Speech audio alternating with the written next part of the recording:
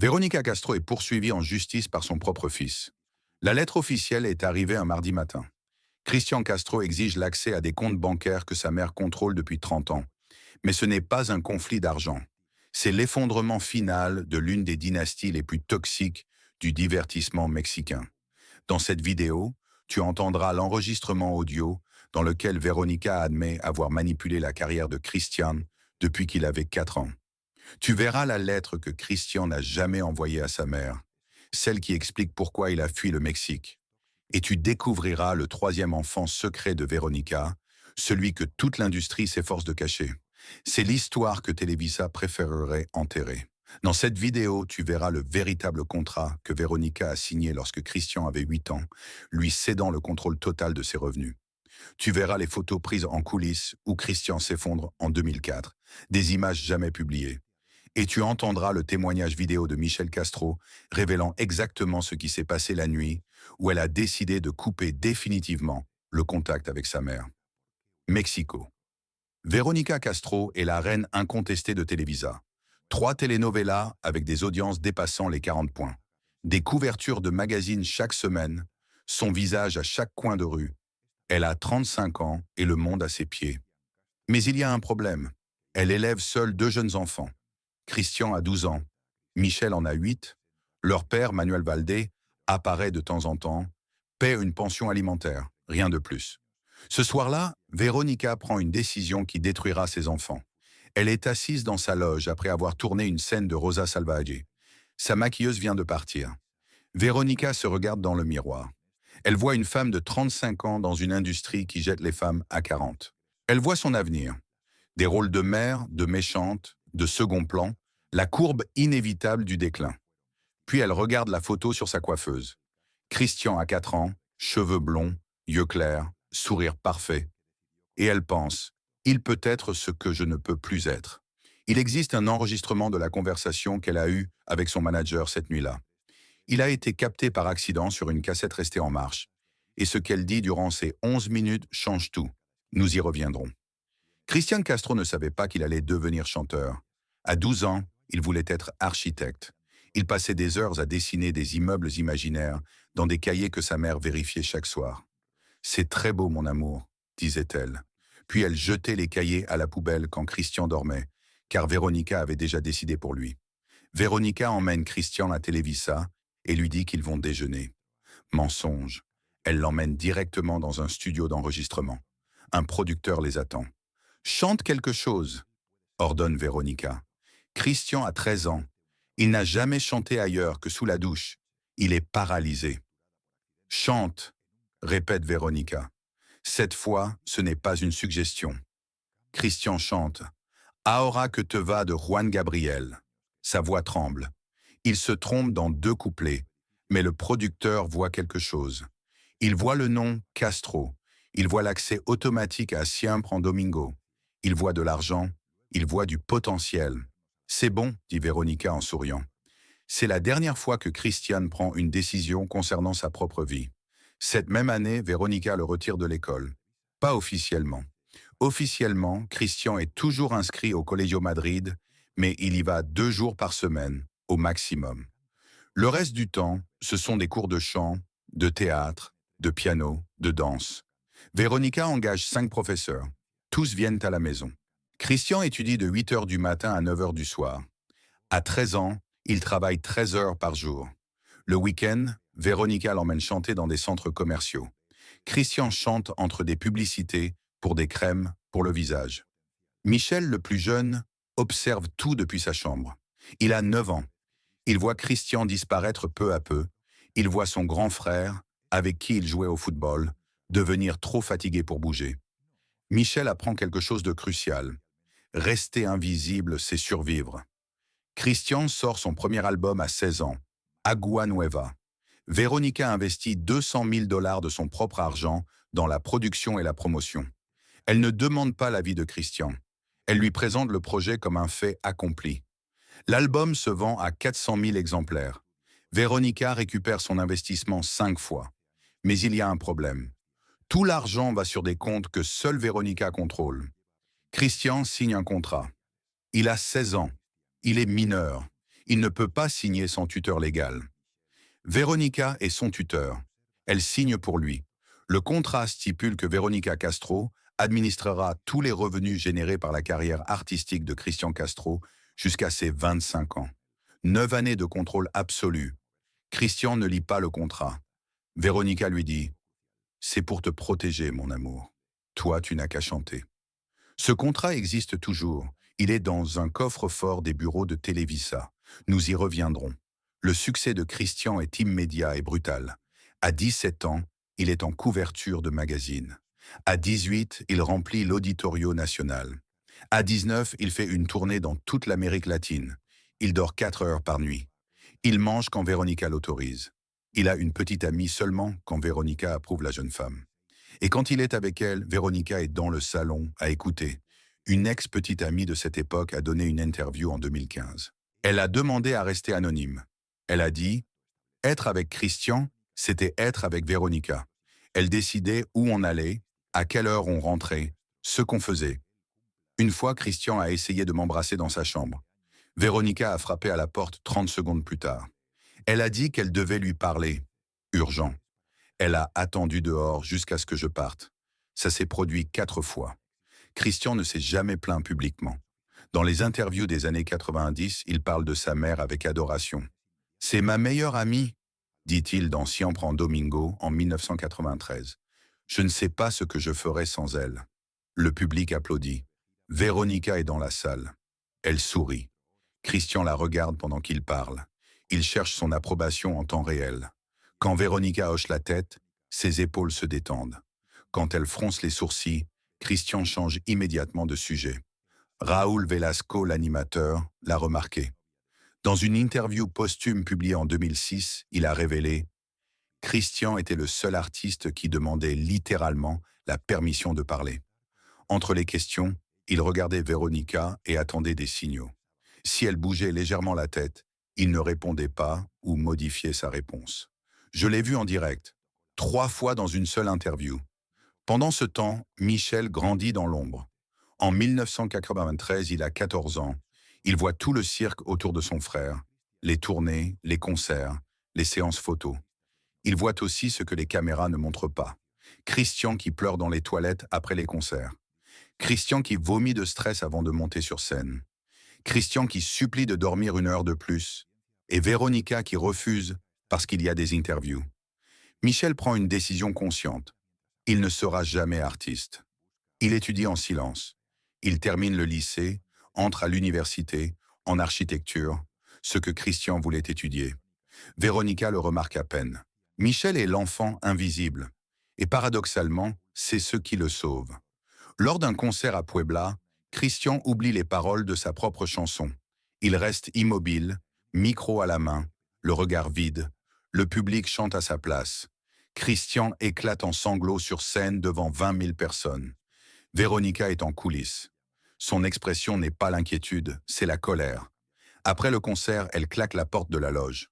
Personne ne sait exactement ce qui a été dit, mais le manager de Christian, qui se trouvait à l'extérieur, a ensuite rapporté avoir entendu Véronica hurler. Christian n'a pas répondu. Seulement le silence, puis des pleurs. La tournée continue. Christian chante, sourit, signe des autographes, mais quelque chose est définitivement brisé. Son regard est vide. En interview, ses réponses sont monosyllabiques. Les journalistes le remarquent. L'un d'eux écrit « Christian Castro a l'air de quelqu'un qui n'a pas dormi depuis des années. Pas seulement fatigué, mais épuisé existentiellement. » Christian rencontre Valeria Liberman. Elle est psychologue. Elle travaille dans une clinique à Miami. Elle ne sait pas vraiment qui est Christian Castro, ou plutôt elle le sait, mais cela ne l'impressionne pas. Quand Christian dit « Je suis chanteur », elle répond « Intéressant. Et ça te plaît ?» Personne ne lui avait jamais posé cette question. Christian et Valeria commencent à se voir. Pour la première fois, Christian ne raconte pas tout à Véronica. Valeria devient son secret, son espace, le seul domaine de sa vie que sa mère ne contrôle pas. Il dîne discrètement, marche sur la plage la nuit, parle. Et peu à peu, Christian commence à parler vraiment. Il lui raconte le contrat, le contrôle, les années de travail sans pause, le sentiment d'être un produit et non une personne. Valéria écoute. Elle ne juge pas. Elle pose simplement une question. Qu'est-ce que tu veux faire avec ça? Christian n'a pas de réponse. Il ne sait pas ce qu'il veut, parce qu'il n'a jamais eu le droit de vouloir. Toute sa vie a consisté à exécuter le plan de quelqu'un d'autre. Valéria lui donne un exercice. Pendant une semaine, chaque fois que tu dois prendre une décision, demande-toi, est-ce que je le veux ou est-ce que c'est ma mère qui le veut? Christian n'arrive pas à faire l'exercice. À chaque fois, la réponse est la même. Je ne sais pas. 6 mois plus tard, Valéria lui fait sa demande en mariage. Oui, c'est elle qui lui demande. Christian dit oui immédiatement. Pour la première fois de sa vie, il prend une décision en moins de 5 secondes. Il n'appelle pas Véronica. Il ne demande pas la permission. Il dit simplement « oui ». Il se marie à Miami lors d'une cérémonie privée. 15 personnes. Pas de presse. Pas de télévisa. Pas de Véronica. Elle l'apprend 3 jours plus tard. L'appel est bref. « Je me suis marié », dit Christian. « Je vois », répond Véronica. Elle raccroche. Pas de félicitations, pas d'embrassade, juste le silence. Ce silence dure 6 mois. Véronica coupe tout contact. Elle ne répond pas aux appels. Elle ne répond pas aux messages. C'est une punition, une manipulation classique. Retirer l'affection pour créer le désespoir. Et ça fonctionne. Christian est anéanti. Il appelle tous les jours. Laisse des messages. « Maman, s'il te plaît, parle-moi. Je suis désolé, je ne voulais pas te le cacher. » Il s'excuse de s'être marié, de prendre une décision sur sa propre vie. Valéria voit tout. Elle voit son mari s'effondrer parce que sa mère ne l'appelle pas. Elle reconnaît le schéma. Un jour, elle lui dit « Christian, ce n'est pas normal. Ce n'est pas de l'amour maternel. C'est de la maltraitance. » Christian la regarde comme si elle venait de le gifler. « Ne dis pas ça, répond-il. Elle-même, elle est juste blessée. » Valéria n'insiste pas, mais elle pense. Ce mariage a une date d'expiration. Finalement, Véronica rompt le silence. Elle appelle Christian et lui dit qu'elle doit le voir. Urgent. Christian prend l'avion pour le Mexique le lendemain. Seul. Valéria n'est pas invitée. Véronica l'attend en pleurs. De vraies larmes. Elle dit qu'elle s'est sentie trahie, qu'elle pensait qu'ils avaient une relation où ils se disaient tout, qu'elle n'arrive pas à croire que son propre fils l'ait exclu du jour le plus important de sa vie. Christian s'effondre. Il pleure. Il demande pardon. Il promet de ne plus jamais rien lui cacher. Véronica le serre dans ses bras et dit « C'est tout ce que je voulais entendre, mon amour. » Et ainsi, un homme marié de 26 ans s'excuse auprès de sa mère de s'être marié. Le cycle continue. Mais il y a maintenant des fissures.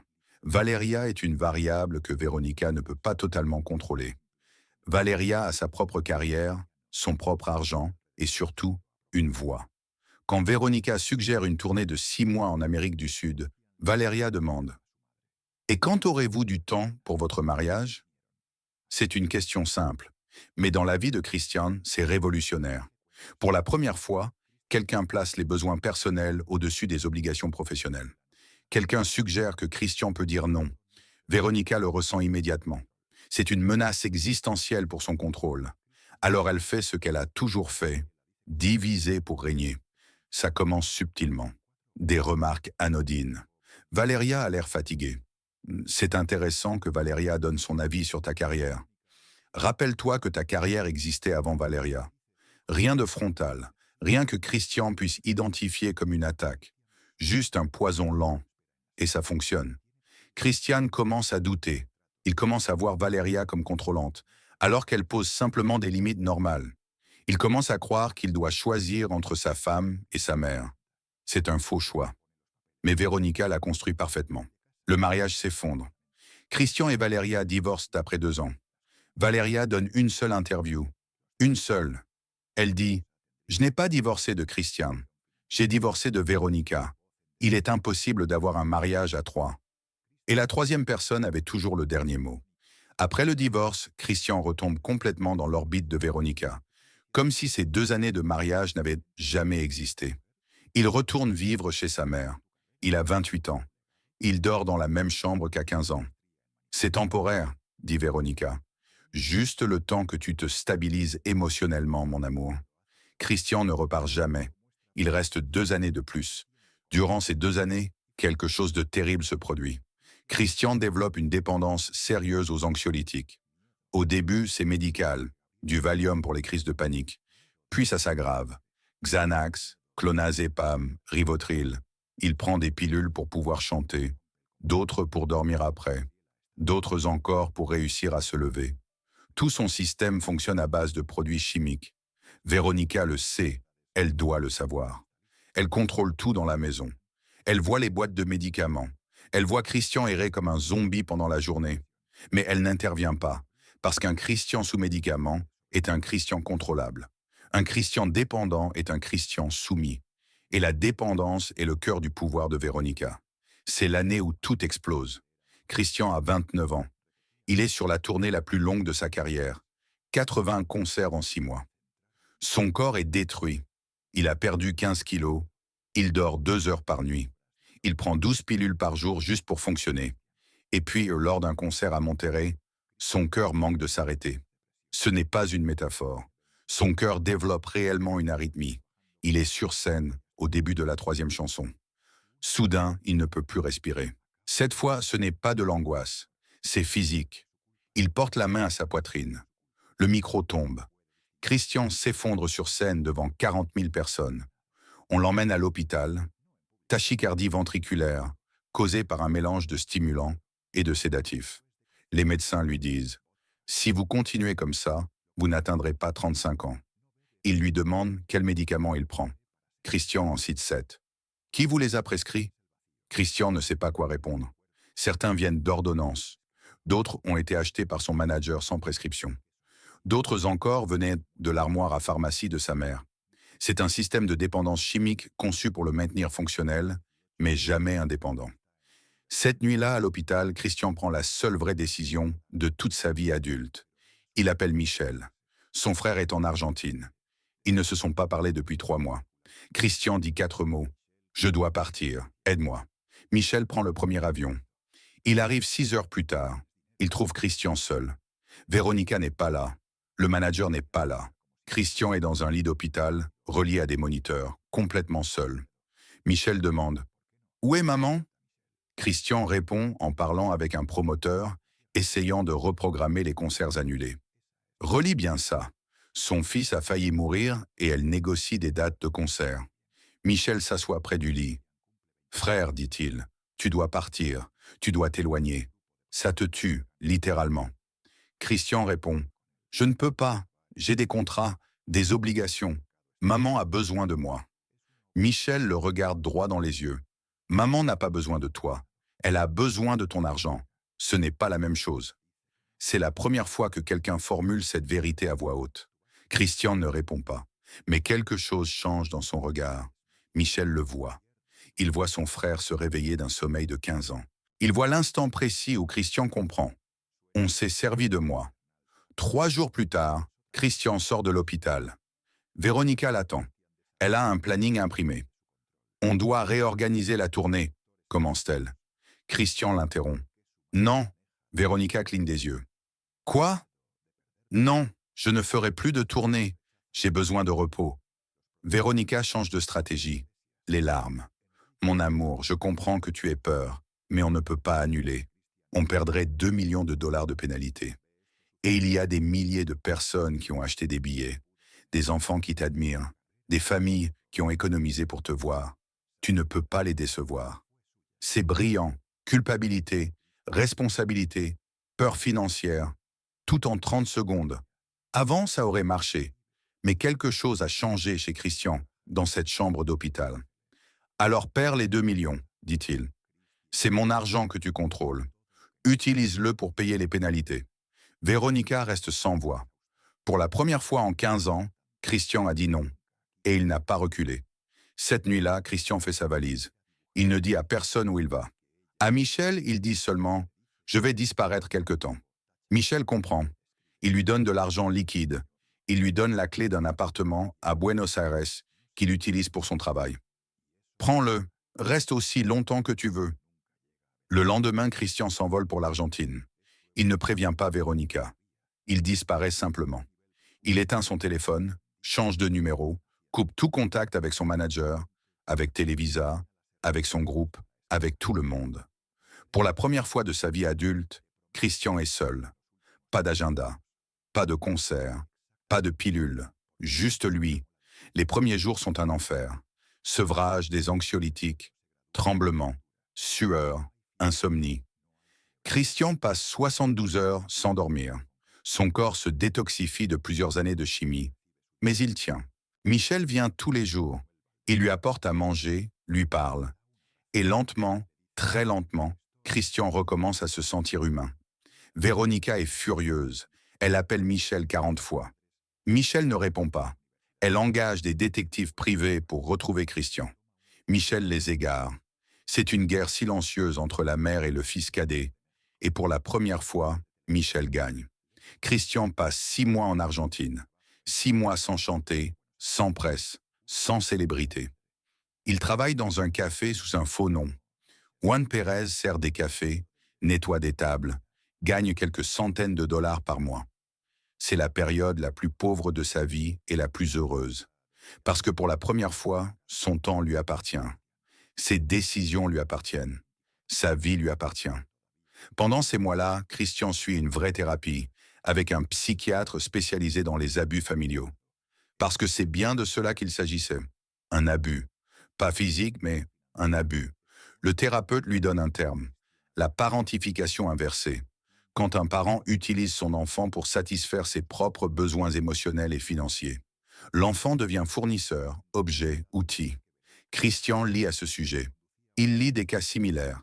Judy Garland, Michael Jackson, Macaulay Culkin. Des enfants devenus des machines à argent pour leurs parents. Des adultes qui n'ont jamais récupéré leur enfance. Certains qui n'ont pas survécu. Et il comprend. Je ne suis pas fou, on m'a fait ça. Cette prise de conscience est à la fois libératrice et dévastatrice. Libératrice, parce que ce n'est pas sa faute. Dévastatrice, parce que cela signifie que sa mère, la personne censée l'aimer le plus, l'a utilisé pendant 15 ans, en toute conscience. Tu te souviens de la lettre que Christian a écrite en 1998? Celle qu'il n'a jamais envoyée? Les 3 derniers paragraphes disent « Maman, je sais que tu m'aimes, mais ton amour est en train de me tuer. Je ne sais pas comment te dire ça sans que tu t'effondres, sans que tu me fasses culpabiliser, sans que tu me convainques que j'ai tort. Alors je ne te le dirai pas en face. Je l'écris ici, sur ce papier que tu ne liras jamais, pour avoir une preuve, pour me rappeler qu'un jour j'ai été assez courageux pour penser cela, même si pas assez pour le dire. Je veux être libre, même si cela signifie te perdre, même si cela signifie être pauvre, même si cela signifie n'être personne. Je préfère être personne que d'être ton tout, parce que ton tout est en train de me consumer. » Cette lettre explique exactement pourquoi Christian a fait ce qu'il a fait en 2004. Ce n'était pas un effondrement impulsif. C'était le résultat de plusieurs années à comprendre lentement qu'il vivait dans une prison. Et quand son corps a presque lâché, il a saisi l'occasion de s'échapper. Il a fui. 6 mois plus tard, Christian revient au Mexique. Mais il revient différent. Il revient avec des limites. Il rencontre Véronica. Elle pleure. Elle le supplie de retravailler. Christian dit « Je vais travailler, mais selon mes conditions. Je veux l'accès à tous mes comptes. Je veux de nouveaux contrats que je signe moi-même. Je veux un nouveau manager. Et je veux que tu sois ma mère, pas mon manager. » Véronica résiste. Elle le menace de poursuite. « Tu as signé des contrats. J'ai des droits légaux. » Christian répond. « Alors poursuis-moi. Explique à un juge pourquoi une mère attaque son fils parce qu'il veut contrôler son propre argent. Ce sera une excellente publicité. » C'est un bluff. Christian ne veut pas de guerre judiciaire. Mais Véronica non plus. Un procès public exposerait tout. Les contrats signés quand il était mineur, le contrôle financier total, les comptes opaques. Véronica cède partiellement. Il négocie. Christian obtient l'accès à ses comptes. Il découvre que sur les 15 millions estimés, 8 millions sont dans des investissements légitimes à son nom. 7 millions ont disparu. Personne ne sait exactement où. Des dépenses, dit Véronica. Promotion, manager, avocat, comptable. Christian ne se bat pas. 8 millions suffisent. L'essentiel, c'est la liberté. Il engage son propre avocat, son propre comptable, son propre manager. Des gens qui lui rendent des comptes à lui, pas à Véronica. La transition prend 1 an. C'est douloureux. Véronica sabote subtilement. Elle appelle des contacts à Televisa, sème le doute. Christian ne va pas bien mentalement. Il est mal entouré. Elle tente de l'isoler professionnellement. Mais Christian tient bon et reconstruit lentement une carrière à ses conditions. Moins de concerts, moins de presse, plus de vie. En 2006, il se marie à nouveau avec Valeria Maren, une designer argentine. Cette fois, il invite Véronica au mariage, mais pose une limite claire. Invitée, pas organisatrice. C'est un nouvel équilibre. Fragile, imparfait, mais réel. Christian et Véronica parlent, mais pas tous les jours. Ils se voient, mais ne vivent pas ensemble. C'est ce qui se rapproche le plus d'une relation mère-fils normale qu'ils aient jamais eue. Michel observe tout depuis Buenos Aires. Il est fier de son frère, et en même temps triste. Triste parce que lui n'a jamais eu à se battre pour sa liberté. Véronica la lui a donnée sans le vouloir, simplement en l'ignorant. Michel a été libre parce qu'il était invisible. Christiane a dû presque mourir pour obtenir ce que Michel a eu gratuitement. L'indifférence maternelle. Mais tu te souviens que nous avons mentionné un troisième enfant. Un enfant secret. C'est ici que l'histoire devient encore plus sombre. Véronica Castro a 32 ans. Elle est au sommet de sa carrière. Et elle est enceinte. Le père est Manuel Valdé, le même que pour Christian et Michel. Mais cette grossesse est un problème. Véronica vient de signer un contrat pour 3 telenovelas consécutives. 2 années de tournage sans pause. Un bébé est un inconvénient. Elle prend alors une décision. Elle accouche en secret. C'est une fille. Véronica ne lui donne pas son nom. Elle l'enregistre uniquement avec le nom du père. Valdé, pas Castro. Puis elle fait quelque chose d'impensable. Elle confie le bébé à sa sœur. Temporairement, dit-elle. Jusqu'à la fin des tournages. Le temporaire devient permanent. La petite grandit avec sa tante. Véronica la voit de temps en temps, mais jamais comme une mère, comme une tante célèbre. L'enfant grandit en croyant que sa tante est sa mère et que Véronica est simplement la tante connue. La vérité éclate quand la jeune fille a 15 ans, en 1999. Quelqu'un lui montre des documents de naissance. Elle découvre que Véronica est sa mère biologique. Elle confronte Véronica. Véronica ne nie pas, mais ne l'embrasse pas non plus. Elle dit « C'était mieux pour toi. Tu as eu une vie normale, sans presse, sans pression. » L'adolescente est anéantie. « Tu ne voulais pas que j'aie une vie normale, dit-elle. Tu ne voulais pas de moi. Point. » Véronica ne répond pas. La jeune fille part. Elles ne développeront jamais de relation. Aujourd'hui encore, 26 ans plus tard, Véronica affirme publiquement n'avoir que 2 enfants. Privément, elle en a 3. Appelons cette troisième Andrea. Andrea a grandi en voyant Véronica être mère avec Christian et Michel. Elle a vu le contrôle, l'intensité, l'amour étouffant. Et Andrea pense « J'ai eu de la chance ». Parce que l'abandon de Véronica a été, paradoxalement, un cadeau. Il l'a protégée d'être consumée. Christian et Michel connaissent Andrea, mais n'en parlent jamais publiquement.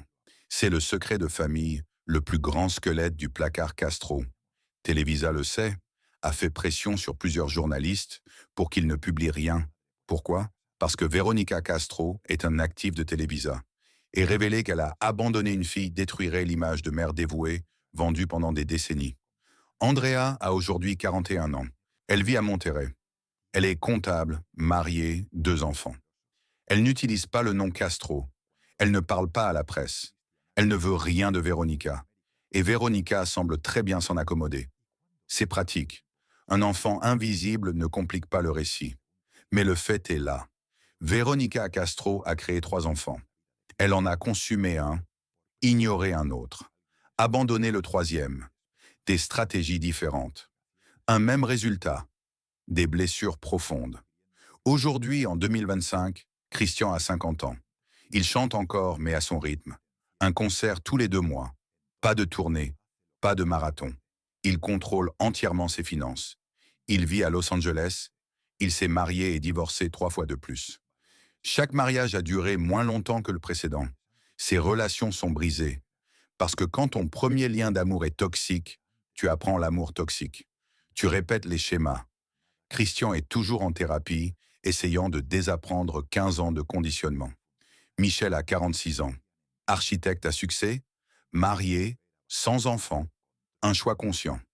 Je ne me fais pas confiance pour ne pas répéter les schémas, a-t-il dit dans une rare interview en 2019. Il a une relation limitée avec Véronica.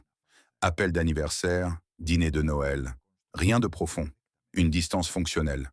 Véronica a 73 ans. Elle s'est retirée du métier en 2015. Elle vit dans sa maison de bosque de Las Lomas. Elle donne parfois des interviews.